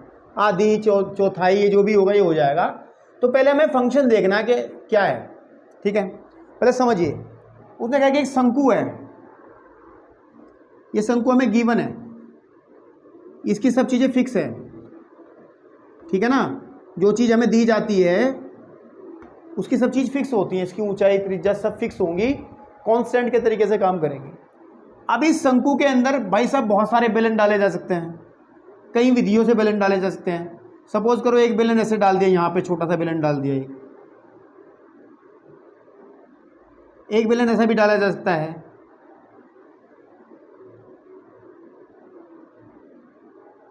ठीक है। हजारों बेलन डाले जा सकते हैं इस तरीके से, है ना। लेकिन हमें कौन से बेलन की बात कर रहा है, एक शंकु के अंतर्गत महत्तम वक्र पृष्ठ वाला, यानी कि सबसे बड़ा, जिसका वक्र पृष्ठ सबसे बड़ा हो, तो वो बेलन कैसे डाला जा सकता है। उस बेलन के बारे में बात करें, उस बेलन को डालने का एक तरीका है इस शंकु के अंदर, जो कि आपके चित्र एनसीईआरटी किताब में बनाया है, वो इस तरीके से हम लोग बना सकते हैं।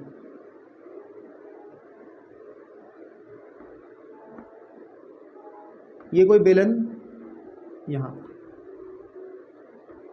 है ना, इस तरीके से। इस बेलन का वक्र पृष्ठ की खास बात क्या है, इस बेलन के वक्र पृष्ठ की खास बात क्या है भैया, वो महत्तम है, ठीक है ना। तो बेलन का जो वक्र पृष्ठ है, मैं हल कर रहा हूँ, देखो मैं हल कर रहा हूँ। हल करने से पहले 2-3 चीजें लिख लो कि माना जो शंकु है वो तो हमें दिया गया है, क्या है, दिया है।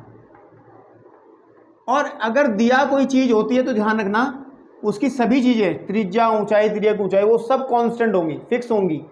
शंकु को तो नहीं बदल रहे ना हम लोग किसको देखो, शंकु तो हमारा फिक्स है, इसकी जो ऊंचाई होगी जो भी होगी वो फिक्स है, जो इसकी त्रिज्या होगी वो फिक्स है, उसको बदला नहीं जा सकता, वो तो कांस्टेंट है। कांस्टेंट के तरीके से काम करेंगे। जब अवकलन करेंगे तो इसकी जितनी भी ऊंचाई या त्रिज्या होंगी उनको कांस्टेंट लेके चलेंगे, वेरिएबल क्या है, बदलने वाली चीज़ क्या है, बदलने वाली चीज़ है इस अंदर रखा हुआ जो बेलन है।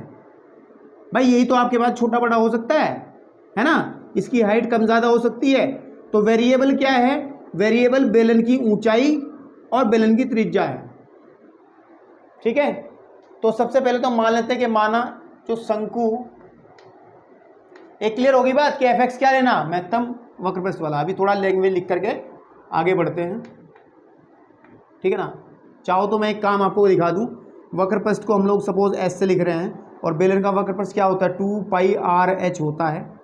और अगर हम लोग त्रिज्या, इस बेलन की त्रिज्या को अगर मैं x कह दूं, त्रिज्या को क्या कह दूं, मैं x कह दूं, और ऊंचाई को मैं ऊंचाई को सपोज कर लो, इस ऊंचाई को मैं कुछ कह देता हूं, इसकी ऊंचाई को मैं कुछ कह दूं, मान के चलो मैंने इसको h डैश कह दिया। क्या कह दिया, क्योंकि मैं इसकी ऊंचाई को h कह दूंगा, है ना, इसको h डैश कह दिया।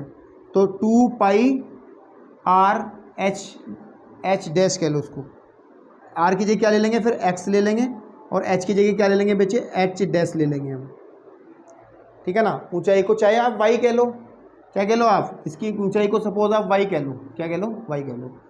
अब देखो ये हमारा वो फंक्शन बन गया जिस पे हमें प्रथम अवकलन वाला टेस्ट लगाना या फिर द्वितीय अवकलन वाला टेस्ट लगाना, जिसके अंतर्गत हम लोग महत्तम का मतलब उच्चतम वाली बात करेंगे या फिर न्यूनतम वाली। प्रॉब्लम इसके अंदर भी क्रिएट हो गई वेरिएबल की, इसमें दो वेरिएबल हो गए x और y। तो हम लोगों को ये पूरा का पूरा फंक्शन या तो x में बनाना पड़ेगा या y में बनाना पड़ेगा, ठीक है ना। तो उसके लिए क्या हम टेक्निक लगाएंगे वो अभी मैं आपको समझाऊंगा, ध्यान से देखो। सबसे पहले मान लेते हैं कुछ चीज़ें मान लेते हैं जो चीज़ें फिक्स हैं वो मान लेते हैं कि माना जो शंकु है, शंकु की मैं त्रिज्या को बेटा कह देता हूँ r है, त्रिज्या r, और ऊंचाई जो है उसको मैं कह देता हूँ, ऊंचाई को मैं कह देता हूँ h है, ठीक है नहीं। तथा जो बेलन है जिसके बारे में हम बात करें, जिसके वक्रपृष्ठ को हमें उच्चतम करना है, बेलन की त्रिज्या कि आप त्रिज्या को बेटे कह दो x, तथा इसकी ऊंचाई को मैं कह देता हूँ y, ऊंचाई को कह देता हूँ मैं y है, ठीक है। ओके मेरे भाई, समझ में आई बात, है ना। अब देखो, अब सुनो मेरी बात। अब बेलन का जो वक्रपृष्ठ होता है,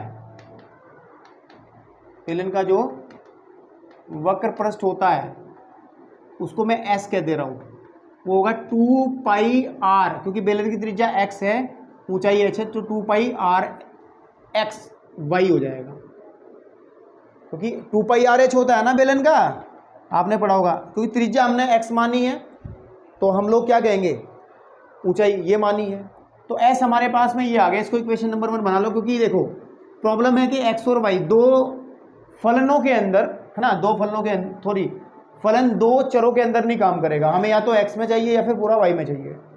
अब इसको समझने के लिए, इसको हटाने के लिए डायग्राम थोड़ा सुंदर बनाऊंगा ताकि आपको क्लियर समझ में आए। देखिए, एक हम बड़ा सा एक बेलन ले लेते हैं, सॉरी शंकु ले लेते हैं, ठीक है। इस शंकु को इस तरीके से हम लोग डिफाइन कर लेते हैं। इस शंकु में जो बेलन आएगा मेरे बेटे वो कुछ इस तरीके से आ जाएगा,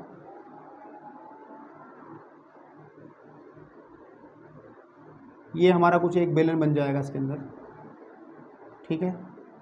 और हमने क्या करा, हम इसका नामकरण कर लेते हैं, ठीक है ना। एनसीईआरटी के हिसाब से नामकरण कर लो ताकि आपको उधर भी समझने की दिक्कत ना हो। ये ए हो जाएगा, इसको हम इन्होंने कहा है ये पी पॉइंट है, ये बी पॉइंट है, यहाँ पर इस पॉइंट को उसने डी कह दिया, इस पॉइंट को उसने ओ कह दिया, और इस वाले पॉइंट को उसने ई कह दिया, इस वाले पॉइंट को उसने बेटे मेरे भाई क्यू कह दिया, ठीक है ना। और हमने अभी भी माना है कि इसकी जो हाइट है, टोटल हाइट, वो स्मॉल h है, और इसकी जो रेडियस है, इसकी यहाँ से यहाँ तक की जो रेडियस है इस शंकु की, उसको r कहा है हमने, क्या कहा है, r है। रेडियस को हमने क्या कहा है, r कहा। r कुछ ऐसा बना लो, ये मुझे अच्छा ज़्यादा लगता है, तो यहाँ पे भी हम लोग r को ऐसे इस्तेमाल कर लेंगे। और हमने ये कहा है कि जो शंकु है बेचारा, उसकी जो सॉरी बेलन अंदर वाला, उसकी त्रिज्या को मैंने x कहा है, उसकी ऊंचाई को मैंने h कहा है, ठीक है मेरे भाई। तो देखो अब थोड़ा सा हमें टेक्निक लगानी पड़ेगी क्लास 10th वाली। एक ट्रायंगल बना है इसमें, जो ट्रायंगल बना है, ट्रायंगल क्यू ई सी, देखो एक ट्रायंगल इसमें क्यू ई, ये वाला पॉइंट क्या है, सी है ना, क्यू ई सी, क्यू ई सी एक ट्राइंगल बना है और एक बड़ा ट्राइंगल है हमारे पास में, ध्यान से देखोगे आप, वो ट्राइंगल है ए ओ सी। वो ट्राइंगल कौन सा है, तथा जो ट्राइंगल हमारे पास में ए ओ सी है, क्लास 10th में आप पढ़ के आए हैं इस तरीके की स्थिति। अगर ये ट्राइंगल हमारे पास में है, इसमें एक लाइन ऐसे बना दें तो ये वाला ट्राइंगल और इस पूरे बड़े ट्राइंगल में क्या रिलेशन होगा, ये दोनों समरूप होंगे। क्या होंगे बेटे, समरूप होंगे।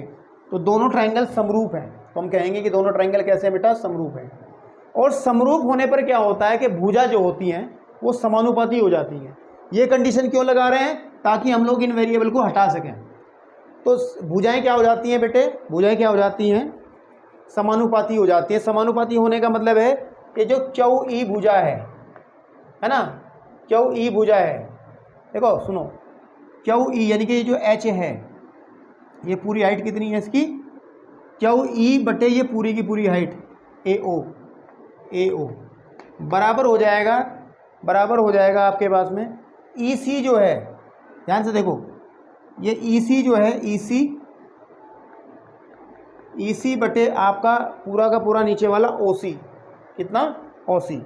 अब ध्यान से देखो, अब ध्यान से देखो, क्यू ई को हमने क्या मान रखा है, क्यू ई हमारी जो है, सॉरी क्यू ई को हमने वाई मान रखा है, शंकु सॉरी बेलन की जो ऊंचाई है उसको क्या मान रखा है हमने, वाई मान रखा है। तो ये आ जाएगा वाई बटे ए ओ कितना है, ए ओ हमारा पूरा का पूरा एच है, बराबर, ठीक है। ई सी क्या है, ई सी को ध्यान से देखो, चूँकि ये पूरी की पूरी जो त्रिज्या है यहाँ से यहाँ तक की वो आर है, तो यानी कि ये एक्स है अंदर वाली, तो ये अंदर इधर वाली क्या बचेगी, ई सी बचेगी आर माइनस एक्स। उसको लिख दोगे आप आर माइनस एक्स बटे ओ सी।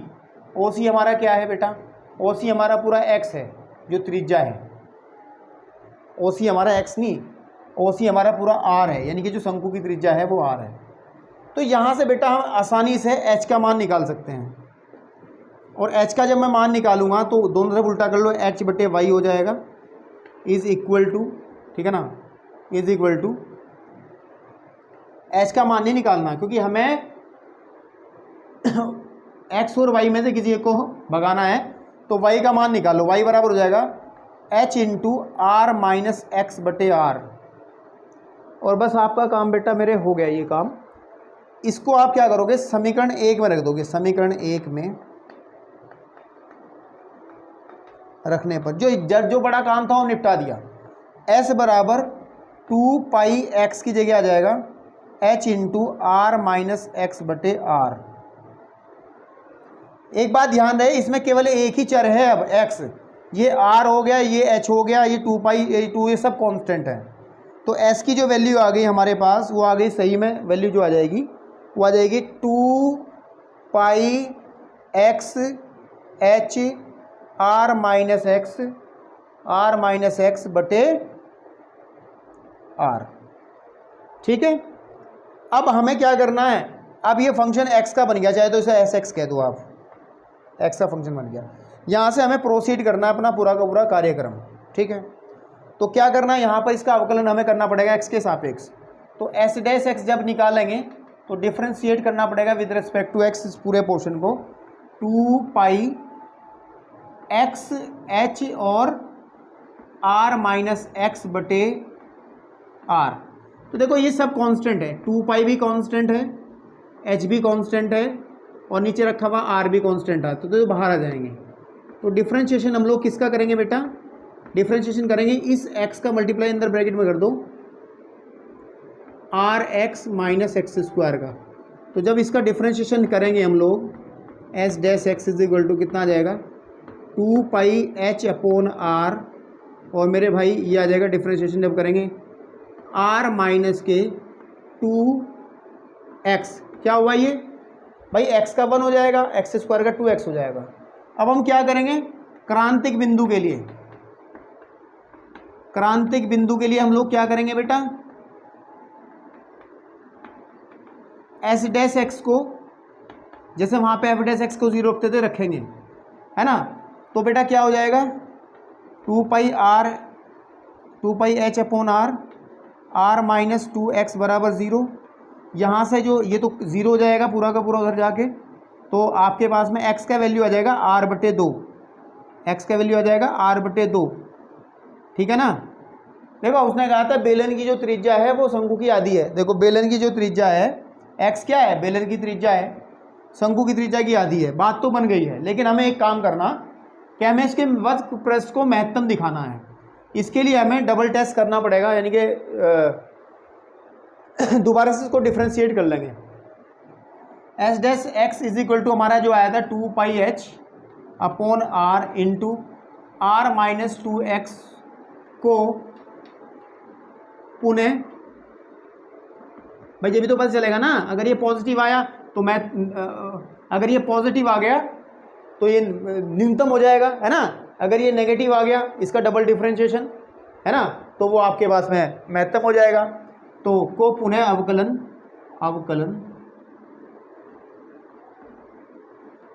करने पर, तो जब करेंगे एस डबल डैश एक्स की वैल्यू कितनी आ जाएगी, भाई तो कांस्टेंट है सारे बाहर आ जाएंगे, और अंदर अवकलन करेंगे इसका 0 हो जाएगा, इसका जाएगा माइनस का 2, तो ये माइनस में आ जाएगी 2πh अपॉन r। तो क्लियर सी बात है नेगेटिव है, जो चिन्ह है एस डबल डैश एक्स जो है वो क्या है, वो 0 से छोटा है, यानी कि कैसा है, नेगेटिव है। और अगर नेगेटिव आता है तो हम कह देंगे कि x is equal to r/2 पर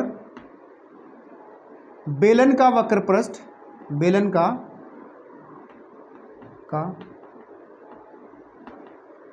वक्र पृष्ठ, ठीक है ना, बेलन का वक्र पृष्ठ महत्तम है। बात सारी हो गई भाई, महत्तम है, महत्तम भी हमने देख लिया। और साथ में अब देखो अतः x बराबर किसके आया, r/2 आया। इसका मतलब क्या है कि बेलन की जो त्रिज्या है ना, वो बराबर होगी r किसकी त्रिज्या है, शंकु की त्रिज्या बटे 2, ठीक है। यही तो प्रूव करना था मुझे, लेकिन मुझे लगता है कि बेटे आपको ना कुछ मज़ा नहीं आ रहा है इन सवालों में। देखो मेन ड्रामा जो हुआ इसके अंदर ये काम हुआ है, ये जो आपको शायद थोड़ा सा परेशान करने वाला था, ठीक है। बाकी थीम वही है कि fx को पहचानो, फिर वेरिएबल का एडजस्टमेंट करो। ये पूरा का पूरा ड्रामा क्यों हुआ, क्योंकि हमारा जो फंक्शन बन रहा था वो 2 वेरिएबल्स में बन रहा था, x और y में। किसी एक को तो भगाना था, y को भगाना था, तो हमने ये जुगाड़ बना करके समरूप त्रिभुजों का सहारा लेकर के हमने ये किया। जैसे पिछले 2 क्वेश्चन हमने करे, उनमें भी हमने कोई ना कोई एक पॉइंट पकड़ा है जिससे हमने 2 वेरिएबलों को एक वेरिएबल में कन्वर्ट करा है।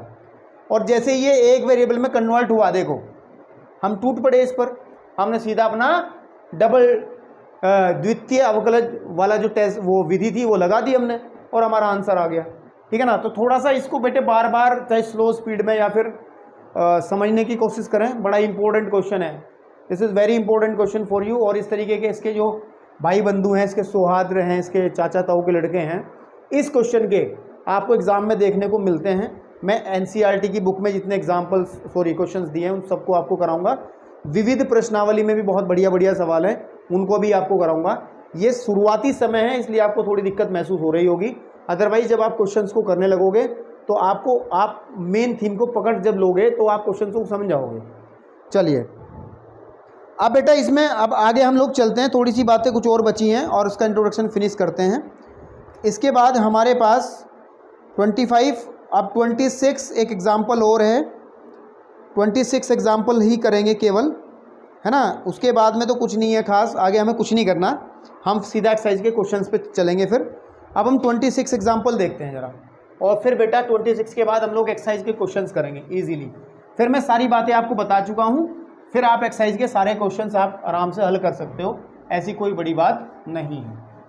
देखिए देखो जो उदाहरण नंबर पुरानी किताबों में बेटे, पुरानी किताबों में 39 है, बट नई किताब में ये आपका 26 है।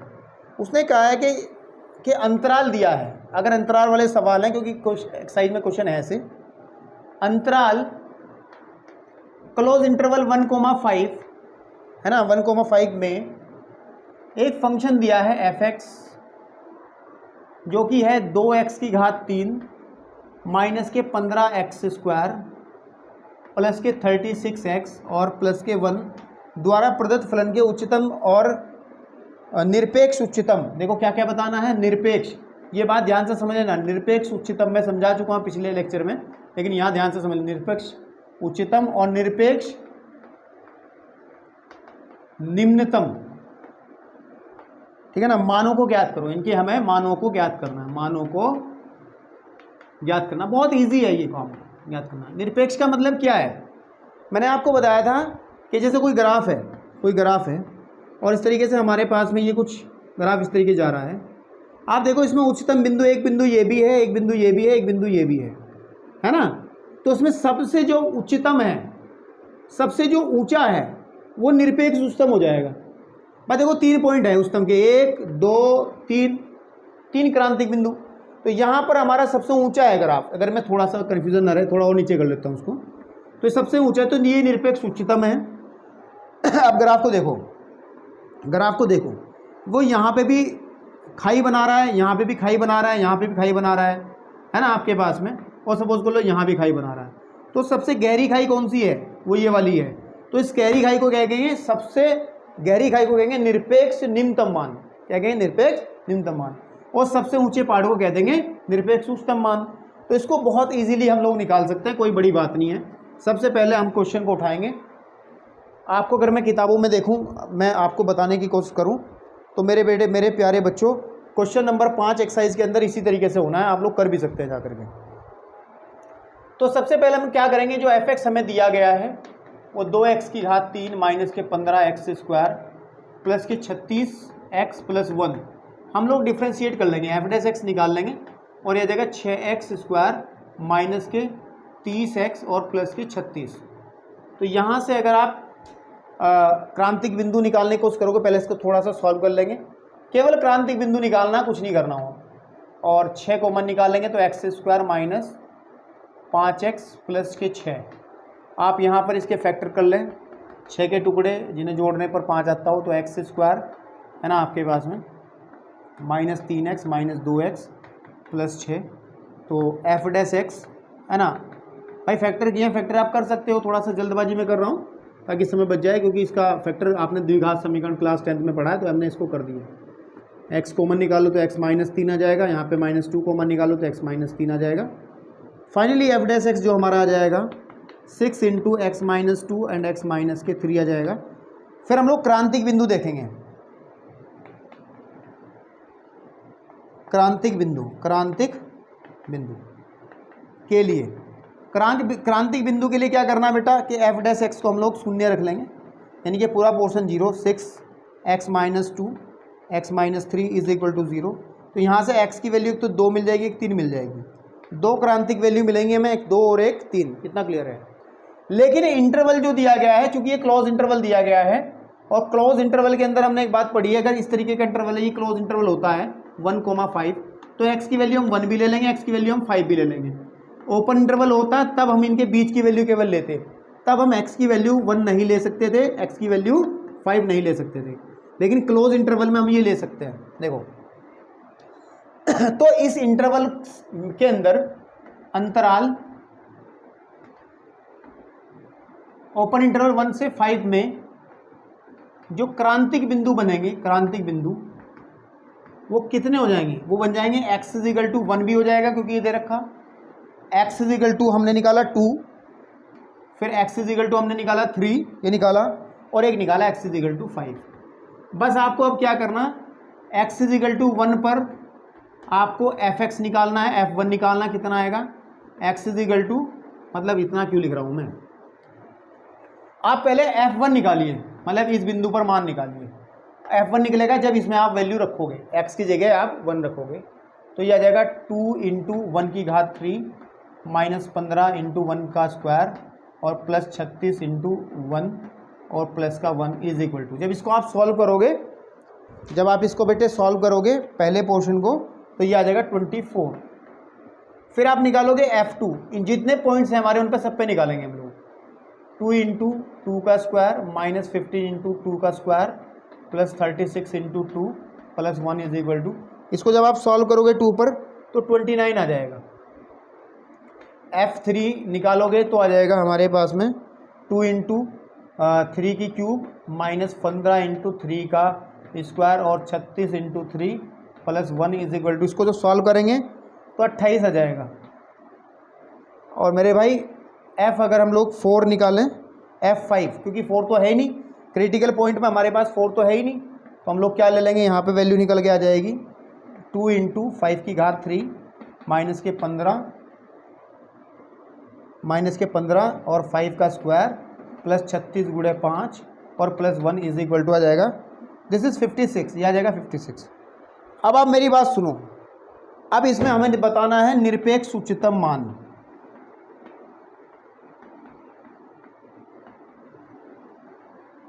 उच्चतम मान, तो निरपेक्ष उच्चतम मान मतलब जो सबसे बड़ा मान है, सबसे बड़ा मान है 56 है।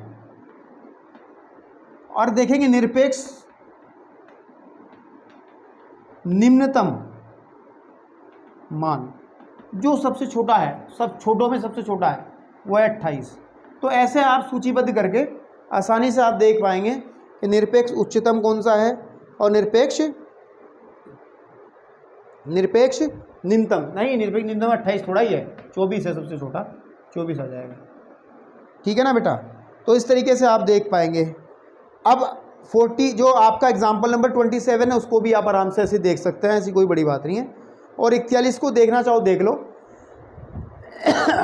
नहीं तो आप एक्सरसाइज के क्वेश्चंस में करोगे तो आपको समझ आ जाएगा। ठीक है, तो बेटे इंट्रोडक्शन में बस इतना ही हम लोग करेंगे, और अब एक्सरसाइज का सॉल्यूशन देखना आपको बहुत ज़रूरी रहेगा इस एक्सरसाइज का, क्योंकि अच्छे सवाल हैं और बड़े नंबर के सवाल हैं। उम्मीद करता हूँ कुछ चीज़ें आपको समझ में आ गई होंगी, और बाकी जो बची कुची हैं अब जब हम क्वेश्चंस करेंगे एक्सरसाइज के तो उम्मीद करता हूँ आपको समझ में आएंगे। धन्यवाद।